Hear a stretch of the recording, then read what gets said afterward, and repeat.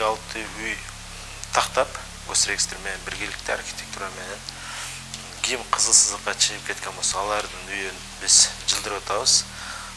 Ким кызыл сызыкта эмес өзүнүн чек арасында болгон болсо, биз аны баягы проектке байланыштуу ал жерлерди биз независимый оценщик деп коебуз, көз карансыз баалоочулар тарабынан бааланып алып үйлөрдү ага компенсация акча каражатын берип атабыз да. 56 үй бүлөгө бүгүнкү күндө 22 миллион 600 миң сом акча каражаты бөлүнгөн.